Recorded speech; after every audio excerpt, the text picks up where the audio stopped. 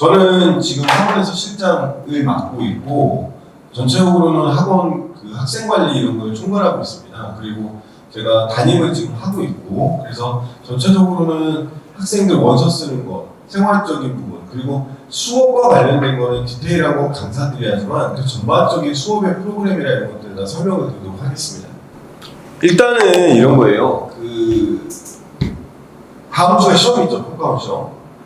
그쵸? 평가원 시험이 있는데 6월 평가원이 있고 9월에 있고 수능 이렇게 가잖아요. 그럼 지금 남아있는 기간이 대략 160일 정도 돼요. 160일, 170일 사이 정도 되거든요. 현재 지금 남아있는 기간이. 그래서 우리는 보통 5개월 절반 이렇게 얘기해요. 그래서 학생들 상담 오면 제가 입학 상담을 원장님이랑 저랑 많이 하는데 전체적으로 바로 그렇게 얘기해요. 남아있는 기간이 얼마인지 알고 그 기간 동안 최대한 효율적으로 빼낼 걸 빼내서 공부하는 게 이제 반수반의 성공 요인이다 이렇게 얘기하는데 반수라는 게 원래는 대학을 다니다 온 학생들이 반수하는 게 맞는데 반수반 학생들은 크게 세 가지 정도로 보는데요. 첫 번째는 학교를 다니다 정말 오는 학생들. 근데 또 학교를 다니다 오는 학생들도 두 개로 나눠져요. 6월 초에 그냥 바로 오는 학생이 있어요. 대학을 다니고 있는데도. 이런 경우는 왜 그런지는 생각하시면 돼요. 알아서 기말고사 안 보겠다든가 아니면 학점을 원래 초음학교 신청 안 했다든가 원래 다닐 생각이 없었는데 부모님이 고려 다녔다든가 이런 식으로. 그리고 6월 말에 오는 학생이 있는데 이거는 기말까지 다 보고 한 학기에 올로 다니고 오는 학생들. 그리고 두 번째 반수반의 부류는 학교를 자퇴하거나 무슨 이유로 학교를 안 다니고 있고 혼자 공부를 하다 왔다는 학생이 있어요. 혼자. 그러니까 혼자서 했다. 대학을 다니다 그만 경우도 있고 처음부터 독학재수를 하거나 독서실에서 하다가 반수반 때 오는데 학생들이 어떻게 알아봤는지 모르겠지만 저희가 반수반 또는 시즌3는 문제풀이 학기라고 해요. 보통은. 그러니까 개념적인 부분이나 내용적인 부분을 혼자 하고 문제풀이를 학원에서 듣겠다라고 해서 그때 맞춰서 오는 경우가 있어요. 그 다음 세 번째는 이제 다른 학원을 다니다 옮기는 케이스들이에요. 우리 학원에서 빠진 경우도 있지만 기숙에서 내려오는 시내에서 나오는 경우가 좀 많아요. 기숙에서.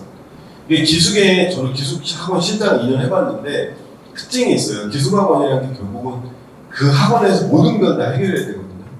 근데 예전에 기숙들은 인강도 잘 보지 못하게 있고 단과라든가 과외 이런 걸 할 수 있는 구조가 아니잖아요. 근데 학생들 보면은 이제 학원에서 수업을 4개월, 6개월씩 들어봤는데 좀 부족한 부분, 아쉬운 부분들이 있으니까 시내 학원을 다니면서 그 메꾸겠다라고 해서 넘어오는 경우가 있고 시내 학원이 기숙보다는 아무래도 강의력은 좋아야 되거든요.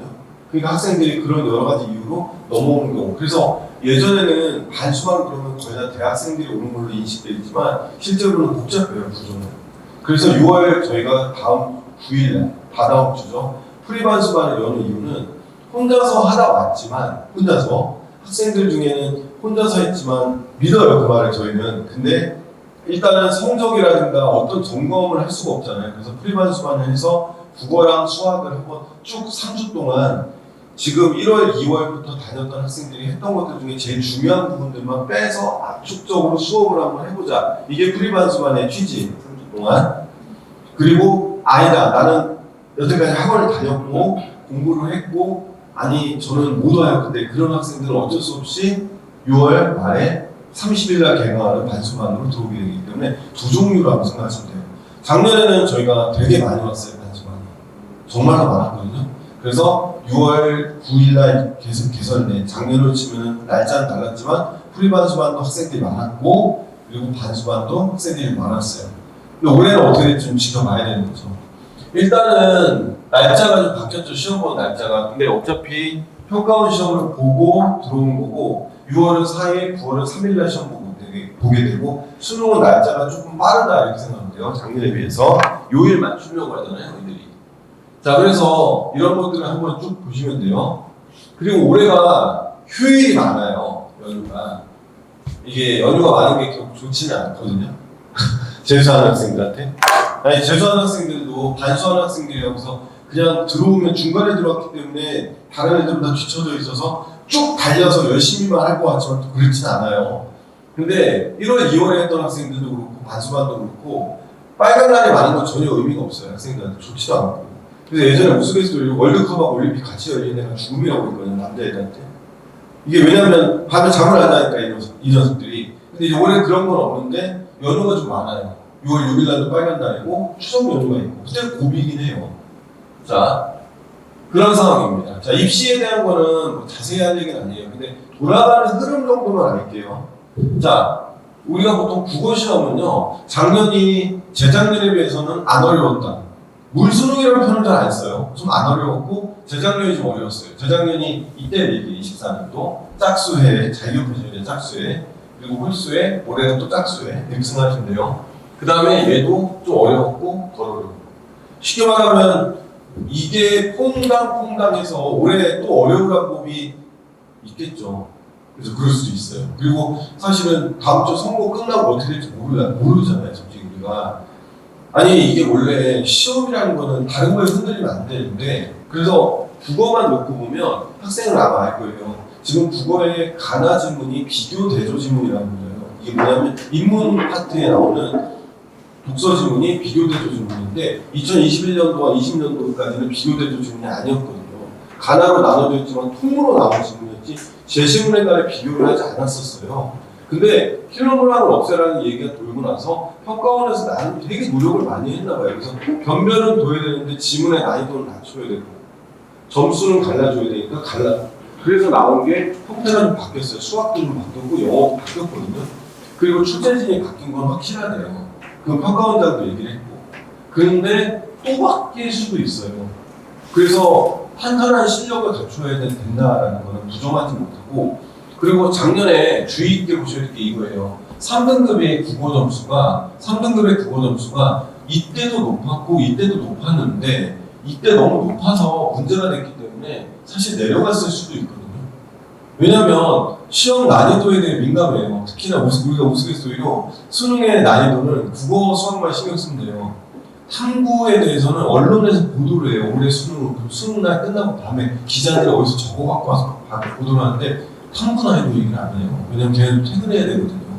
탐구 난이도를 얘기할 때가 아니에요. 근데 국어 수학은 바로 얘기해요. 특히 변별력이 있다 없다에 대한 얘기를 할 때 작년 같은 경우는 상위권 재수생이 많았기 때문에 변별을 해야 되는데 잘 못했던 건 맞아요. 근데 올해는 고3이 많아요. 또. 그러니까 인원이 많으니까 변별을 해야 돼요. 왜냐면 의대가 증원이 안 되고 오히려 재작년으로 감소한 거잖아요. 3,000명대로. 그러니까 1,500명이 다시 준 거니까 사실은 문은 좁아졌는데 애들은 많은 거잖아요. 그럼 변별이 돼야 되거든요. 그러니까 이런저런 논리대로 치면 국어는 사실 쉬워지기가 어려운 상황이에요. 작년보다 분명히 어려워지지 않을까? 라고. 저는 종례 때 저 담임과에 계속 그 얘기 하는데, 왜냐면 제가 입시란 게 2008년부터거든요. 그러면 제가 사실 17년 동안 수능 돌아가는 걸 다 봤을 거 아니에요. 수시는 정시는. 그러니까 학생들한테 경험 얘기 많이 해줘요. 왜 그러냐면 실수하면 안 되거든요. 그리고 또 하나는 결과로 말해야 돼요. 모든 재수하는 거.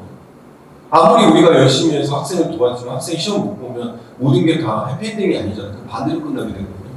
그래서 학생들한테 계속적으로 도움을 좀 주기 위해서 좀 얘기를 해요. 그리고 이 밑에 거는 이런 거예요. 현재 고등학생들의 추세만 놓고 보면 화작인원이 조금 많아졌어요. 엄매보다. 화작이 엄매보다 많다. 이건 어려운 얘기를 해서 지금 길게 할 수는 없는데 원래 화작과 엄매만 놓고 보면 두 문제씩 차이가 났어요. 1등급이요. 쉽게 말하면 엄매가 88이면 화작이 92 정도였는데 이게 한 문제 차이로 줄었어요. 재작년, 작년에 걸쳐서.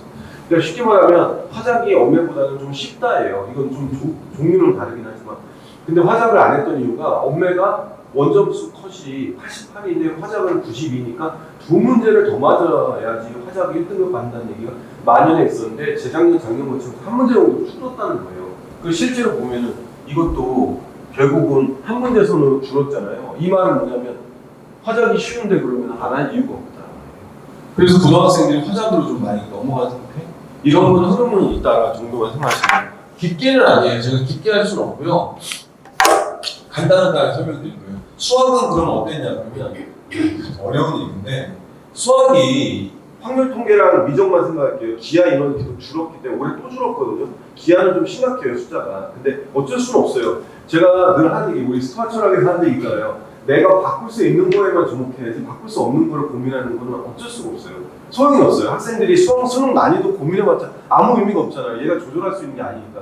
그럼 또 오로지 바꿀 수 있는 건 자기 실력밖에 없는 거잖아요. 저 종례 때 맨날 그 얘기를 하거든요. 학생들이 이번에 시험 어떨까에 대해서 고민할 이유가 없어요. 기하는 어쩔 수 없는 건 어쩔 수 없는 거예요. 그건 화학이나 물리가 주는 것도 어쩔 수가 없어요. 근데 그걸 선택했다 그러면 공부를 더 하는 수밖에 없는 거예요, 학생이. 어쩔 수 없잖아요, 그것도. 인원이 적다는 얘기는 성적의 편곡이나 출제의 난이도를 조절을 잘 못할 수 있다는 얘기예요. 출제하는 사람들이. 자, 수학은 이렇게 생각하시면 돼요. 미적이 기하 확통이랑 비교했을 때 작년, 재작년에 보면 미적의 1등급 컷과 확통의 1등급 컷이 원점수로만 치면 재작년은 14점 정도 차이 났고 작년에는 8점 정도 차이가 났어요. 근데 놀라운 건 23년도는 딱 4점 차이가 났어요. 쉽게 말하면 미적이 84가 1컷이었는데 확통이 88이었다는 얘기예요. 그럼 이 해는 왜 그랬냐면요. 미적을 약간 평범하게 내고 확통을 두 문제를 어렵게 냈어요.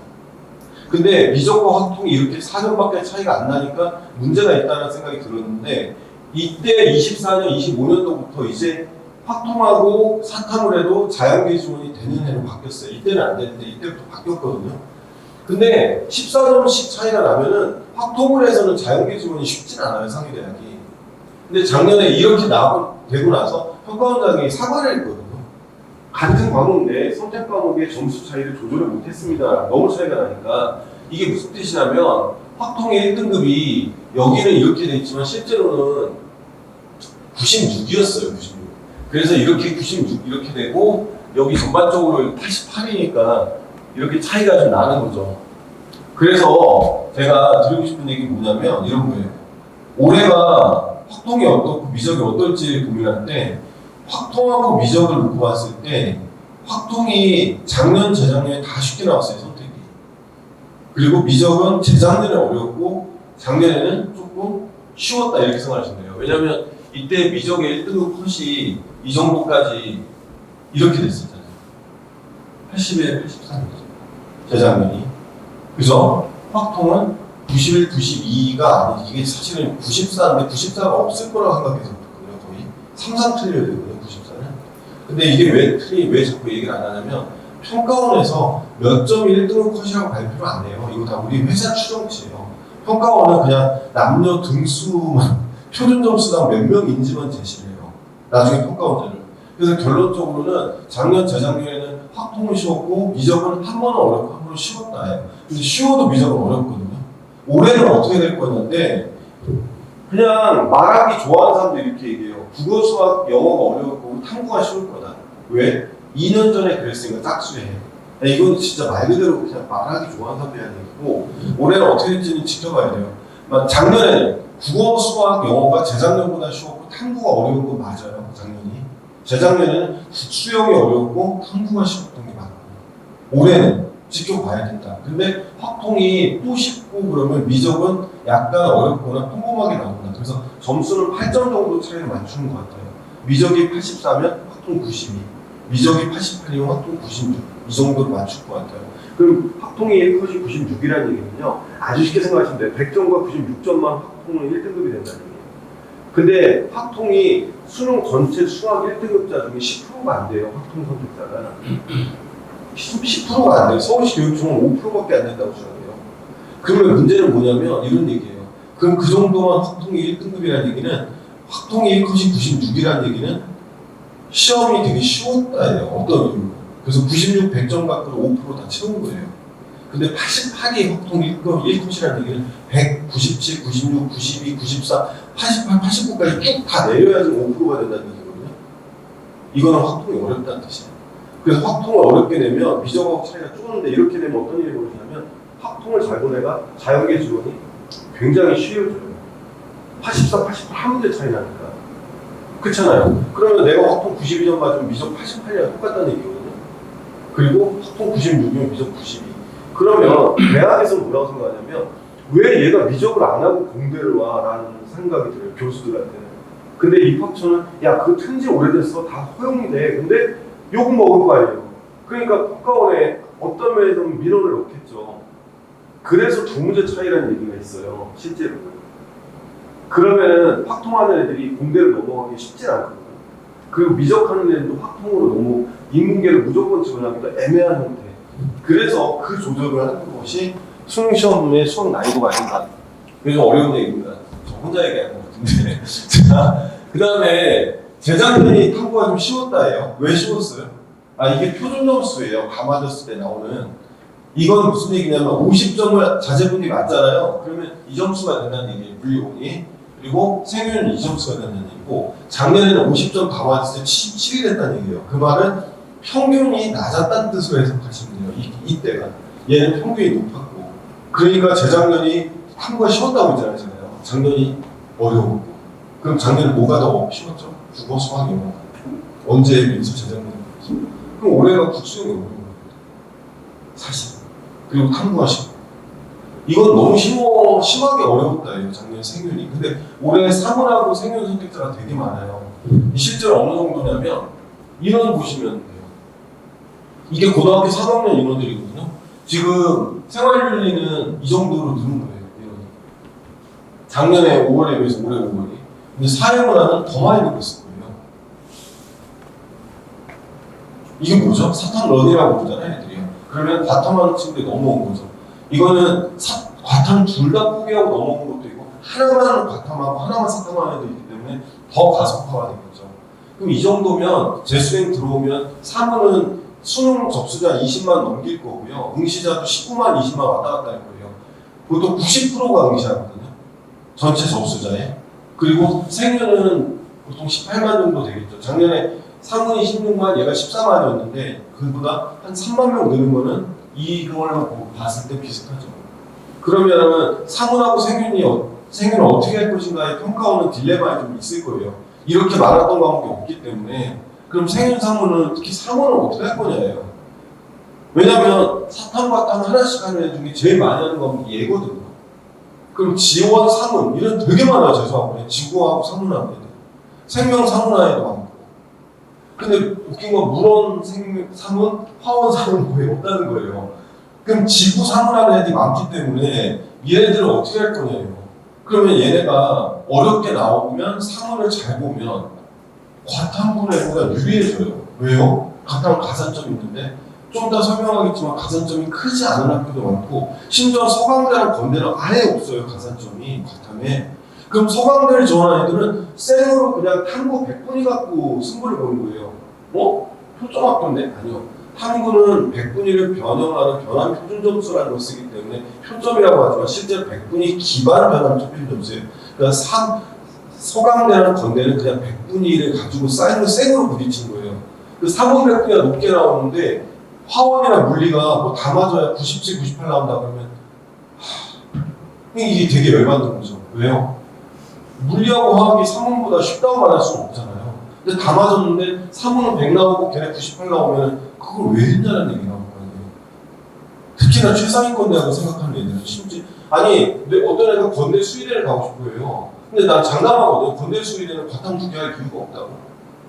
아니 대놓고 그래요. 하지 말라고. 가산점이 없다고. 그러면 미적 사탐들이 제일 유리해요. 건대는. 수의대는. 아니면 미적 사탐하나 과탐하나. 미적 과탐들을 하는데 생원 지원. 그래 이거는 몰라. 근데 생원 지원이 어렵거든요. 그럼 이거를 얘가 50점을 맞아야 된다는 얘기인데 왜냐면 생원 사문하는 애들 50점 맞는 게 생원 지원 50점보다는 쉬울 거 아니에요. 솔직히. 그렇잖아요. 그러니까 이것도 웃긴 거. 그래서 난 장담하는데 건대 수의대가 점수는 까지 않았지만 작년에도 그런 방식이었기 때문에 사탐하는 애 과탐하는 애보다 훨씬 많이 붙었다는 정신은. 건대 수의대만 놓고 보면 가산점이 없는 학교. 그리고 연대랑 고려대가 3%밖에 안 돼요. 가산점이. 역시 이것도 그리고 고려대는 작년에 과학을 해야 되는데 올해는 풀었거든요. 그래서 고려대 입결은 무조건 올라갈 거예요. 올해. 성적만 놓고 한산점수 입결은. 그리고 고려대가 작년에 바꿔놨어요. 연세대가 너무 심하게 내려갔기 때문에 연세대에 묻혔지만 고려대도 대부분 과가 다 바꿨거든요. 근데 고려대는 올라가겠죠. 연세대는 각오해야죠. 올해.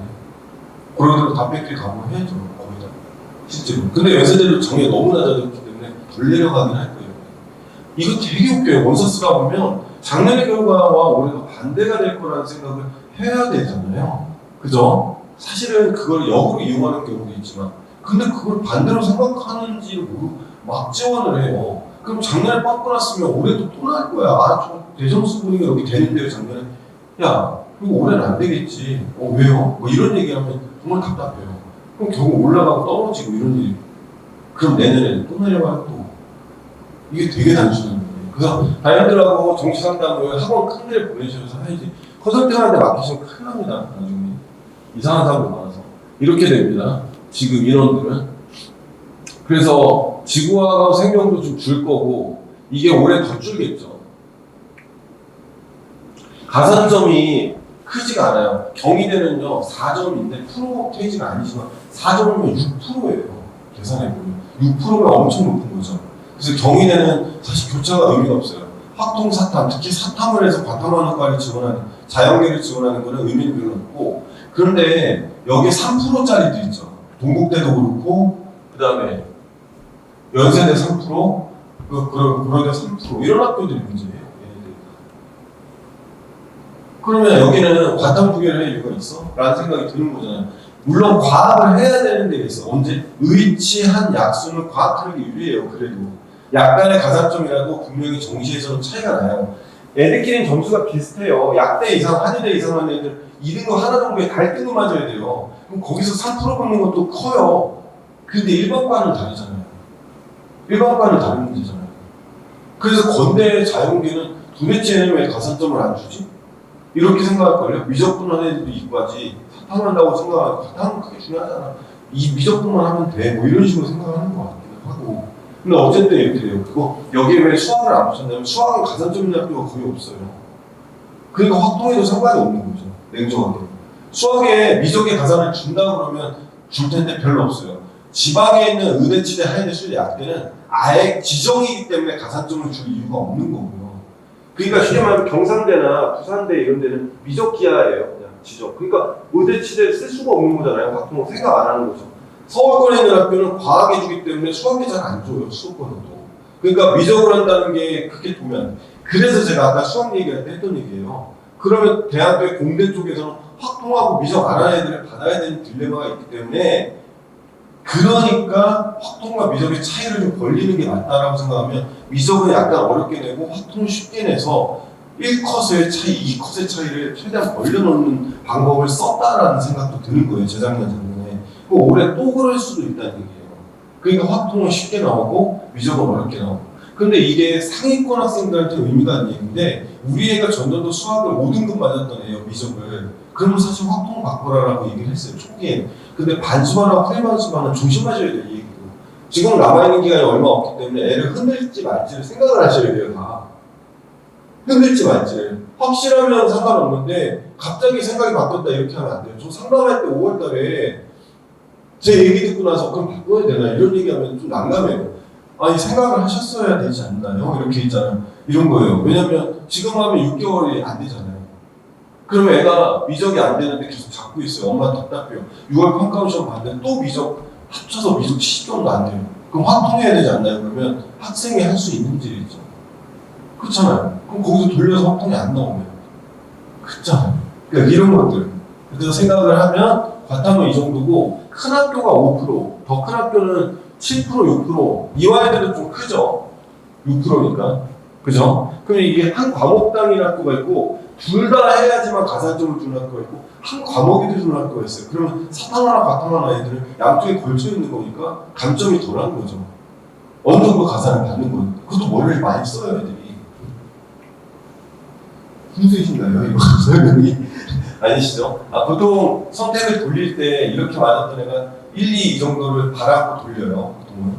아셨죠? 이렇게 해서 이렇게 돌린다. 이게 작년에 우리 반이거든요. 경희대 경영학과 갔는데 좀 아쉬웠어요. 수학이 좀 안 나와서. 근데 얘가 이렇게 바꿔서 경희대 경영으로 그냥 돌려서 합격을 했어요.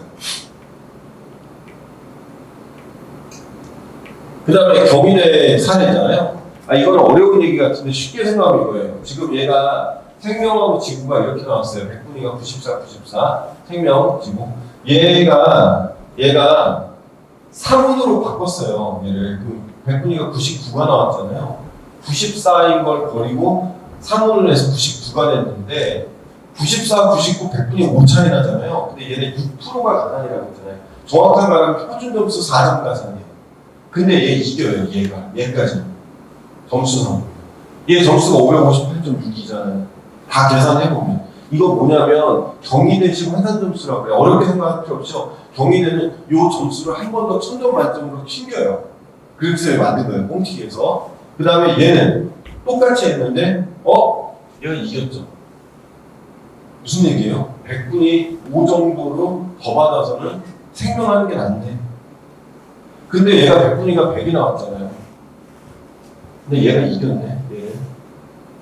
그러니까 6 정도 차이 나는 거죠. 그러니까 6%는 되게 큰 거예요. 그러니까 이화여대가 6% 주거든요, 경희대랑. 근데 이대랑 경희대가 지상 목표고 경희대 한일과에 가려고 과탐을 안 하고 사탐을 했다? 그럼 100분이 100 맞고 기다려야 되는데 경희대 한의대나 치대 쓴 애가 이 정도 100분위로 쓸 수가 없어요. 결론은 경희대 치대 한의대 약대는 과탐하는 게 맞네. 경희대만 놓고. 아니 얘를 이렇게 맞고서는 못 가요. 111 나온다고 2로 경희대 약대 이상 못 가요. 원서 쓰면. 이거 장담해요 제가. 써보면 저 작년에 우리 반에서 서울대 의치한 약수에서 저 80명이었는데 서울대 의치한 약수 정시로만 21명 붙었어요. 서울대 이상이. 의치한 약수에서. 왜냐면 애들이 작년에 잘했어요. 희한하게. 그리고 서영고까지 내려서 21명, 서영고 의치한 약수 21명 붙었어요. 명수로만, 건수 말고. 근데 걔네들 원서를 쓰려고 내가 다 안 찾아봤겠어요. 엄청 찾아봤지. 수시 빼고예요, 이게. 다 정시로만 21명 붙었어요. 근데 걔네들이 장담하는데 이게 안 돼요. 그러니까 안 되는데 일반과는 다르죠. 일반과는 승부를 걸 수는 있죠. 근데 경희대는 좀 크네. 근데 3%면 이 절반이잖아요. 그럼 얘가 97이 나와도 된다는 얘기예요. 96이나. 그럼 비슷해진다는 얘기잖아요. 근데 3%면 크지가 않네, 생각보다. 그러니까 연고대가 조금 낮은 거죠. 한양대도 작년 3%였어요. 근데 아직 밝히진 않아요. 정시 요강은 여름에 나오거든요. 또 3% 되면 성대는 5%, 한양 3%, 서강 없음이에요. 그리고 연고대 3%. 그러니까 연고 한이 3%면 사실은 과탐을 하라는 얘기야 이게? 이런 생각이 드는 게 현재의 상황이라는 얘기죠. 이해되셨죠? 넘어갑니다. 영어는 한해 어렵고 한해 쉽고죠. 재작년 어려웠잖아요. 제가 국수형 다 어려웠다고 했잖아요. 작년에는 그거보다 쉬웠다고 했잖아요. 올해는 또 어려운 데네. 근데 작년에 6월 평가원이 제일 어려웠어요. 작년 6월 평가원 2%가 안 됐어요. 90점 이상이. 전체 진짜 2%가 안 됐어요, 시험이. 그래서 영어 시험 3등급씩만 했어요, 우리 반 애들도, 재수반. 장난쳐고 했는데 애들 점수 보더니, 야, 이거 어려웠네? 이런 생각이 든 거예요. 그래서 결론은 6월 평가원 이후에 영어 공부를 조금 더 하긴 했어요, 애들이. 원래 안 해요, 이 지역 애들. 성남하고 용인 애들 영어 되게 안 해요, 공부. 왜냐하면 영어가 대세에 큰 영향을 주지 않는다고 생각하니까, 상대평가를 더 해야 되니까. 근데 너무너무 안 하니까 이게 확 떨어져요, 점수가. 근데 의치한 약수나 이런 데를 관련한 학생들은 영어를 1등급을 받아야 돼요. 안 그러면 너무 감점이 커요. 근데 우리 애가 일반 평범한 대학을 가고 일반과를 갈 거다. 특히 영어 반영이 낮은 고려대나 서강대 이런 데를 지원할 거다. 그럼 영어 3등급이 수학 1등급 받는 게 낫죠. 둘 다 2등급 받는 게 효과가 없어요. 수학이 영어 2를 맞을래? 수학이 영어 3 맞을래? 수학이 영어 3 맞아요. 고대 서강은 그게 통해요. 연대는 안 통하죠. 연대는 영어 3등 갖고 힘드니까. 이거 들어오면 제가 다 얘기해줘요, 애들한테. 아니, 시간은 없는데 애한테 다 열심히 해야지. 이거를 말뿐이고 오잖아요. 그렇게 되면 안 되니까. 그럼 승부를 봐야 되잖아요. 너 고려대가 상관없지. 네. 그러면 당연히 해야지. 이렇게 생각하는 거죠.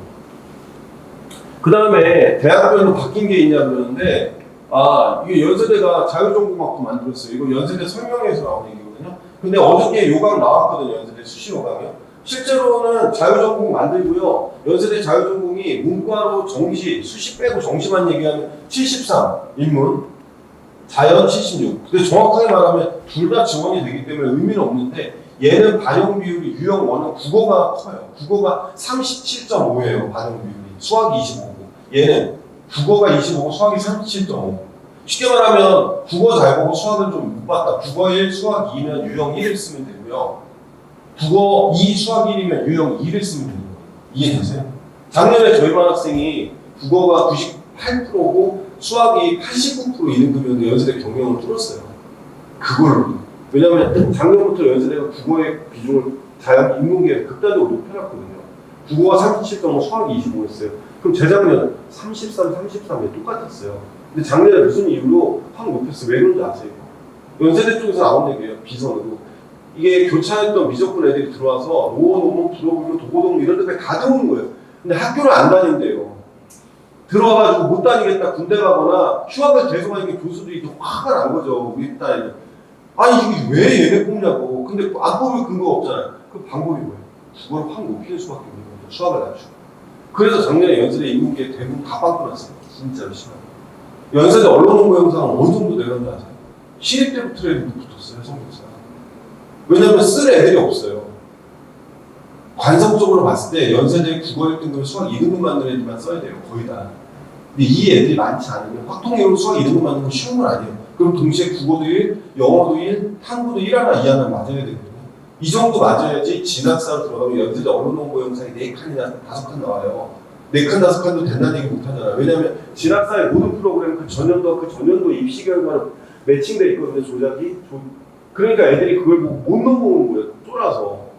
근데 우리 반 학생은 성대를 안정잡고 그냥 써버려요. 연세대 경영이 예비 18번으로 됐죠. 1차 추학.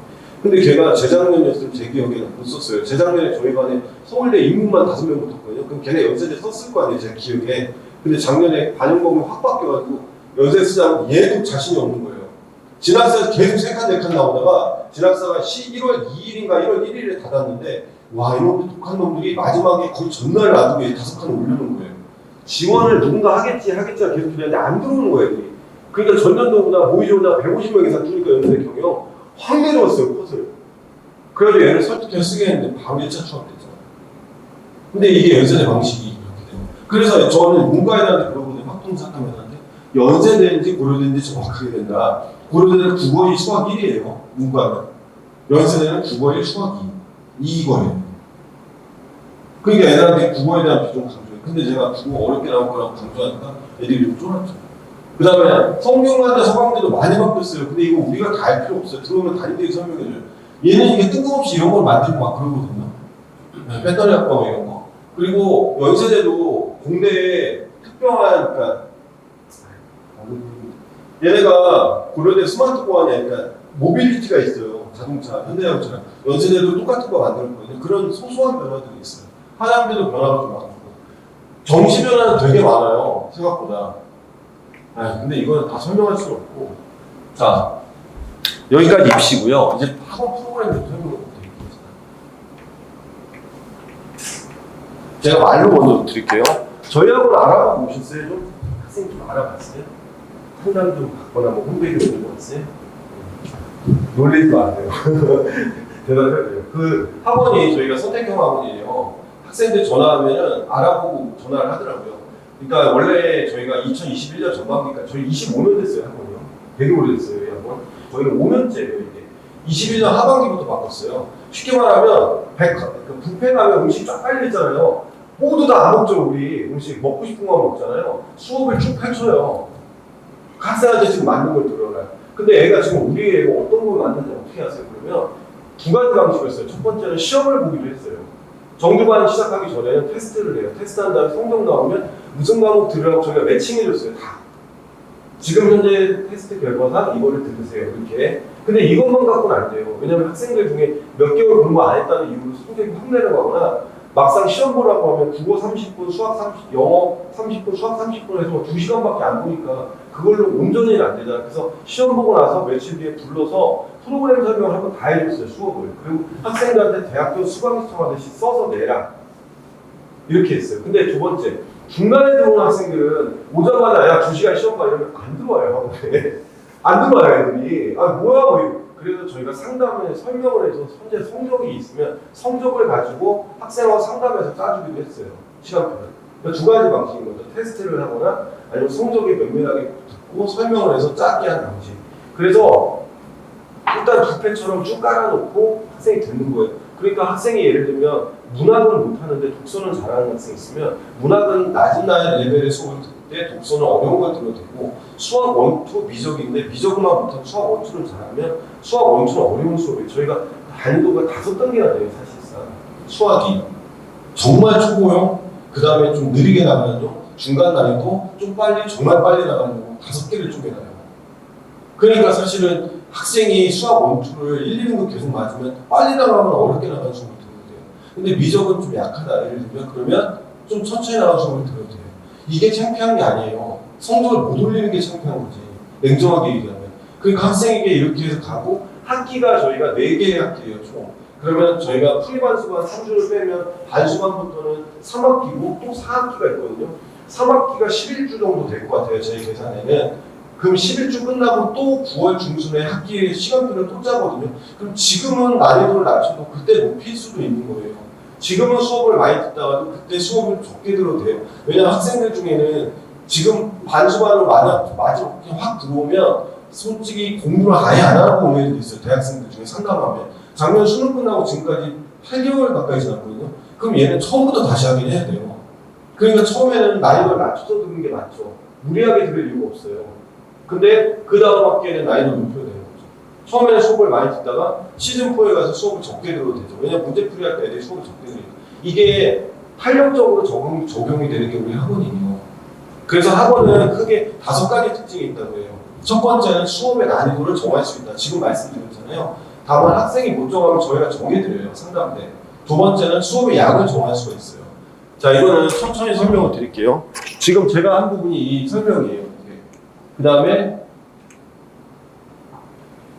이거는 프리반 수반인데 프리반 수반은 제가 좀 더 설명을 먼저 드릴게요. 이거는 예외적으로 해야 되는 거니까 정규반부터 먼저 설명을 드릴게요.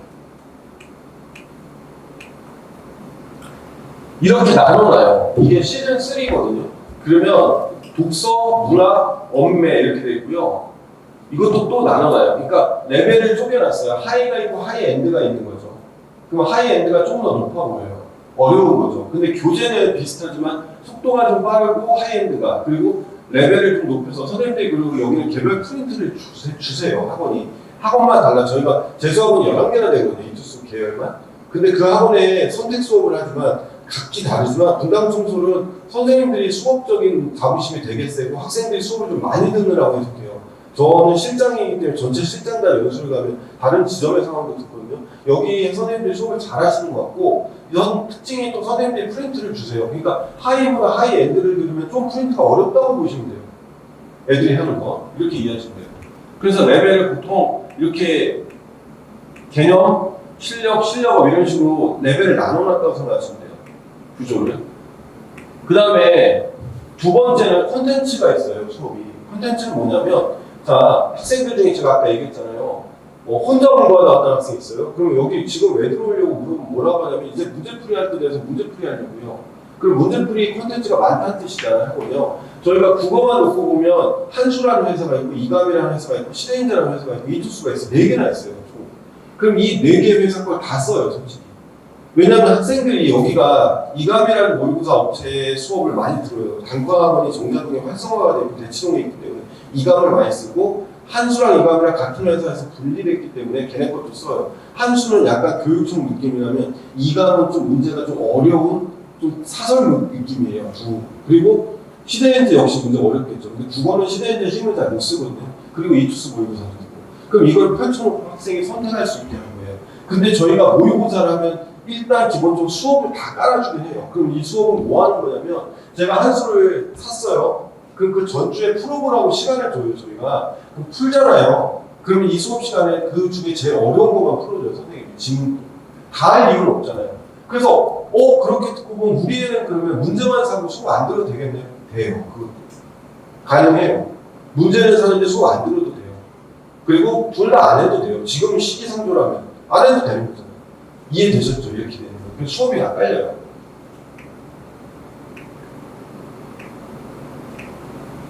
그 다음에 수학은 기본적으로 기본 수업, 실력 수업, 그 다음에 실전 이렇게 돼 있는데 이것도 레벨이 나눠져 있어요. 심화 이렇게 돼 있어요. 기본, 실력, 심화 이런 순서라고 생각하시면 돼요. 그리고 똑같이 콘텐츠. 그러니까 이거는 테마 수업이라고 돼 있는데 기출이에요. 기출. 4점짜리 기출. EBS만 하는 거. EBS를 사실 재수학원에서 크게 강조 안 합니다. 저희. 왜 그러냐면 EBS 원래는 간단하게 설명해 드릴게요. EBS 수학 문제는요. 전년도 나왔던 기출 문제를 변형해서 내요. 단원별로. 그러면 수능에서는 50%가 간접 연계이긴 하거든요. 수능이. 그러면 얘 문제를 간접이니까 똑같이 안 내죠. 어떻게 해요? 변형해서 또 내겠죠.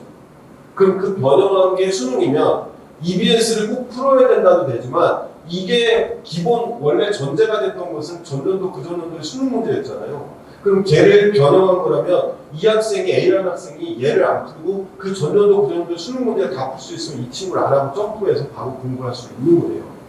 그죠? 이게 무슨 얘기인지 아셨죠? 이 지금 올해 나온 수능은 전년도의 문제를 변형한 거면 전년도 그전년도의 문제를 다 풀 능력이 되면 이걸 할 이유가 없잖아요. 어차피 얘도 똑같이 안 나오니까. 근데 중간고 친구들은 그게 잘 안 돼요. 그리고 여기서 새롭게 나오는 도형이라든가 그래프 같은 게 있을 수 있으니까 혹시 모르니까 중요한 문제들을 풀어주는 수업. 얘는 4점짜리 기출. 얘는 좀 쉬운 거고 우수자는 더 쉬운 거예요. 수학을 아예 안 했는데 우리 애 정말 수학 못하는데 그러면 이 우수자리라는 프로그램을 써요. 우리 수학 잘해요. 이런 뜻이네요. 근데 한 명도 웃으시지 않아요. 한 명도 대답도 안 하시고 좀 너무 심각하게 보이십니다. 아버님은 이제 반응을 보이시는데 어머님도 너무 심각하세요. 끝나고 저하고 상담하실 때 어떻게 하시려고 해요.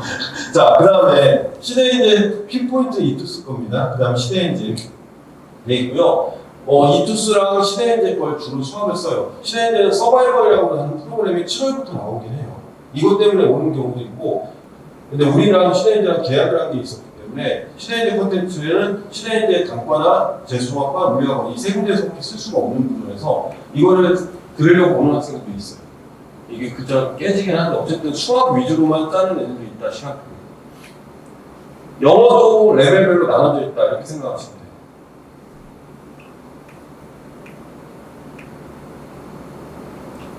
노벨 탈출이나 이름 들어보면 씁쓸하죠, 그죠? 아 영어 정말 안 해요, 공부. 그래서 영어에 대해서도 저희가 강조를 하는 편이에요. 사회탐구, 과학탐구는 문제풀이가 학기로 바뀐다고 생각하시면 돼요, 시제 측에. 학생들 중에 인강에 골몰하는 학생들이 있어요. 근데 저는 이렇게 생각하거든요.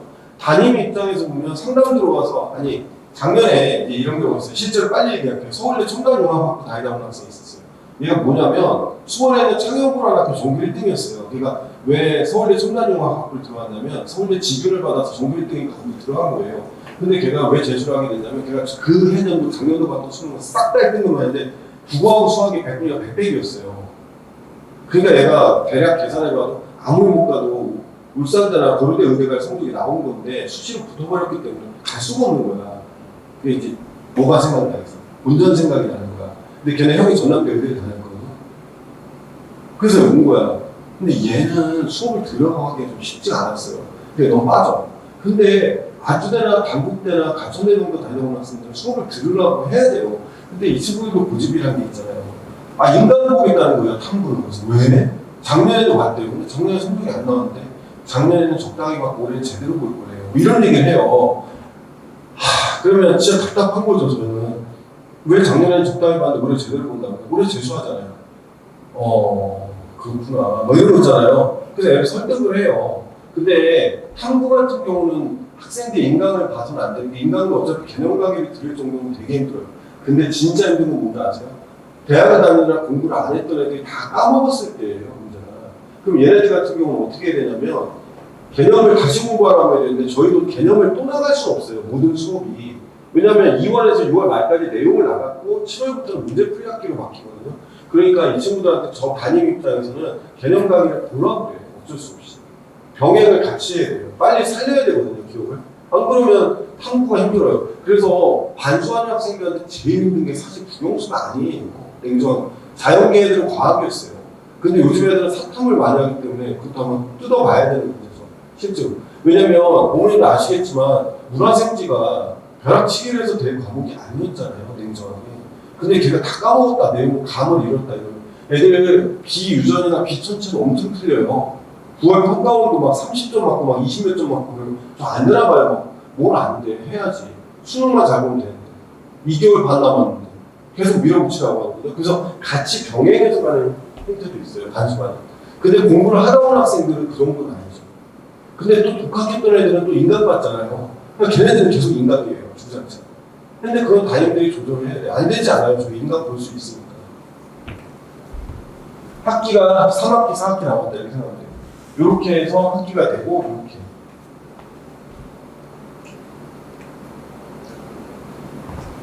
이게 눈빛이 저 찍는 것 때문에 아마 이렇게 흐린 것 같아요. 원래는 저희가 이렇게 나누는데 그 다음에 제가 담임들 역할 강사 선생님들은 수학선생님 10명이나 돼요. 국어선생님도 8명이나 되고 근데 이거 얼굴 보고 뽑을 수는 없잖아요.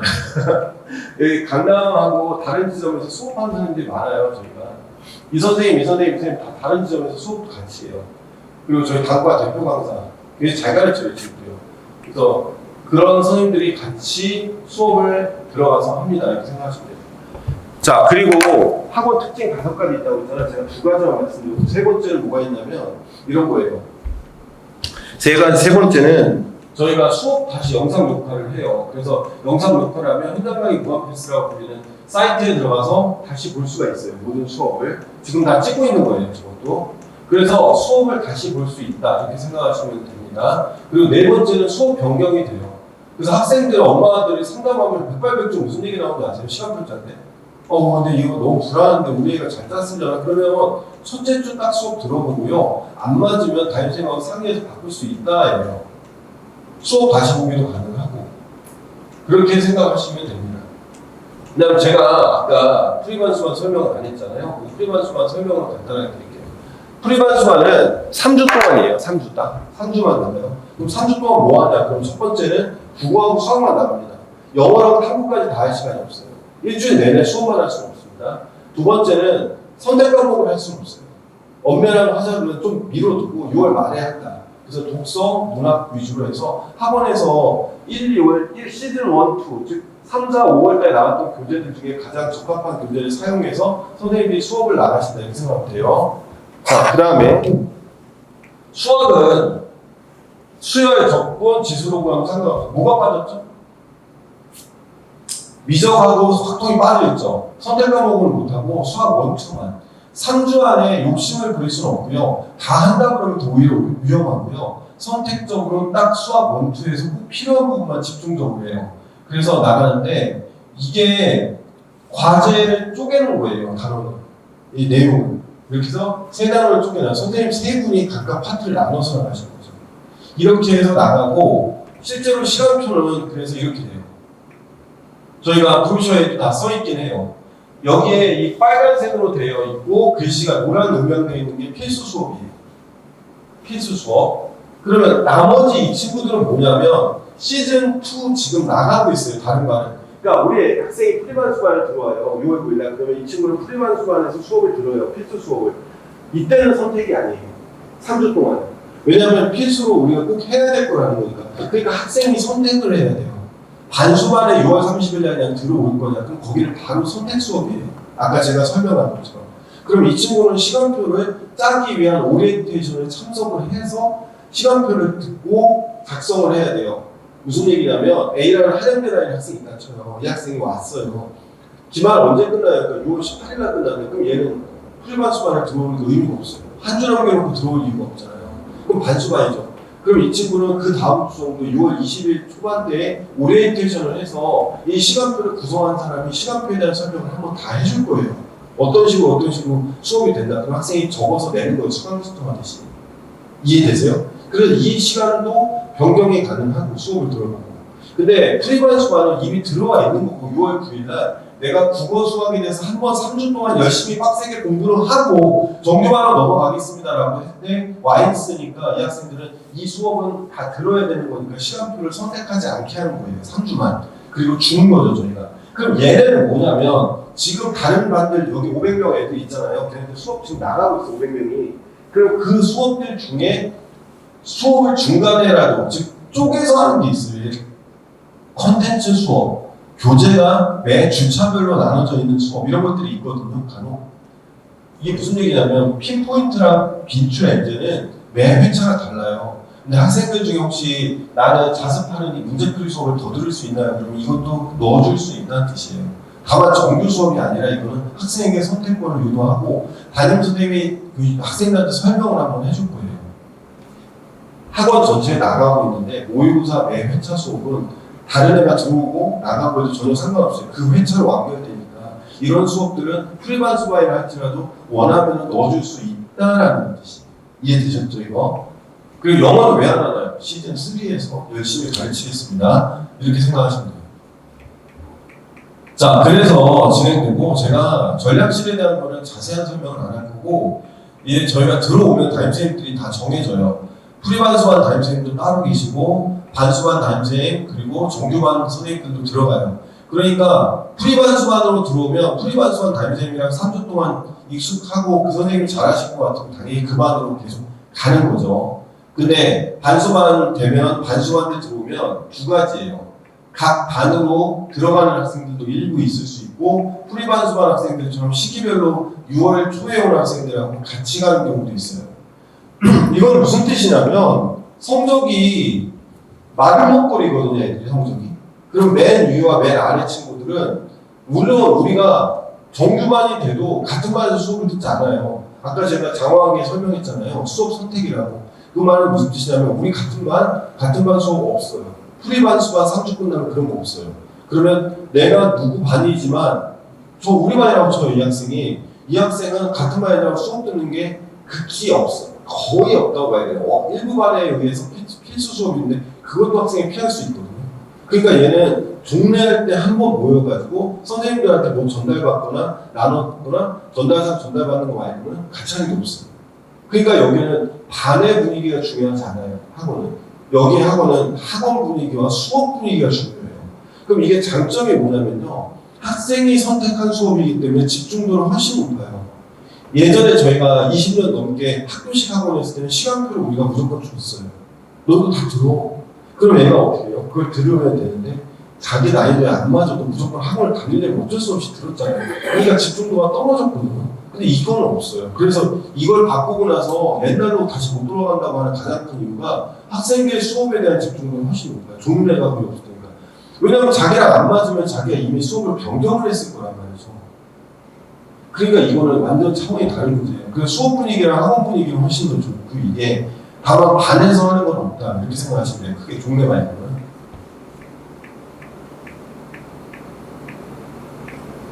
저희 학실은 크게 하는 일은 학생 상담이에요. 그리고 수시, 정시처럼 입시. 그래서 생활과 입시를 담당하는 게 전략실이다. 이렇게 생각하면 돼요. 그래서 여기 써있듯이 학습 상담, 생활 상담, 수시 상담, 정시 배치. 학습 상담은 강사들이 하지 않아요? 맞아요. 선생님들이 해요. 선생님들은 수업과 관련된 것, 문제와 관련된 디테일한 건 선생님들이 다 하세요. 근데 그 외에 전체적인 밸런스라든가 수업의 양이나 자습의 양, 태도 이런 건 다 저희가 해야 돼요. 왜냐면 과목 선생님들 그 과목밖에 설명하시지 못하니까. 근데 애가 전반적으로 다 잘 나와야 되니까요. 그래서 그렇게 진행된다 생각하시면 됩니다.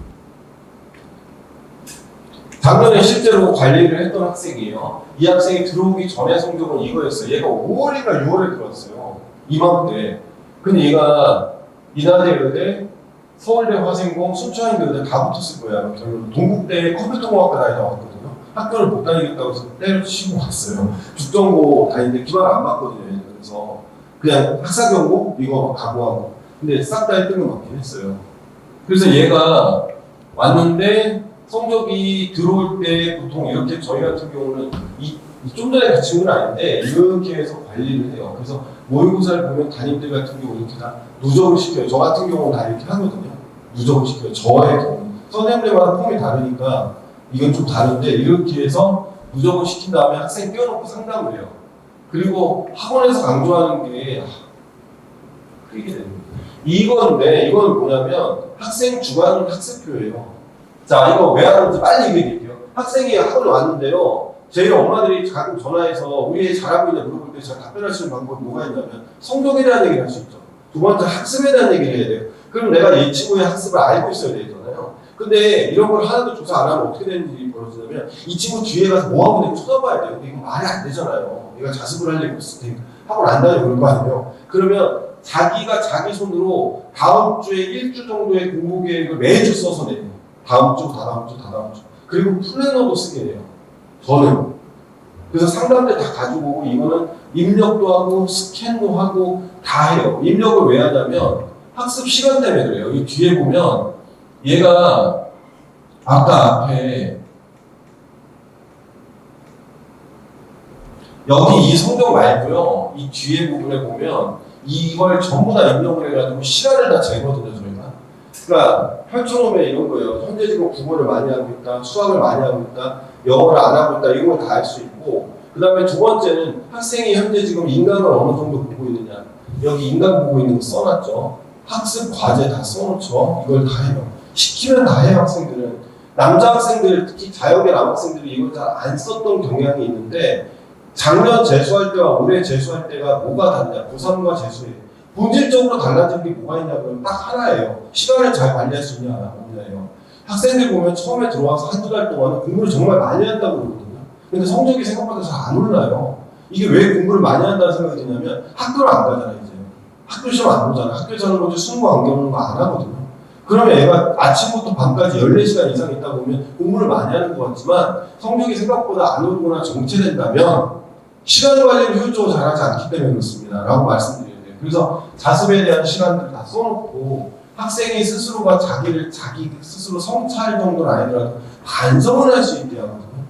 하루 뭐 했는가에 대해서. 그래서 이런 것들을 전부 다 검사해서 하고 모의고사 보면 모의고사에 대한 분석을 전부 다 쓰게 합니다. 그래서 전략실에서 이런 것들을 통해서 학생 관리를 하고 부모님하고 상담할 때 저 같은 경우 이거 다 띄워놓고 하거든요.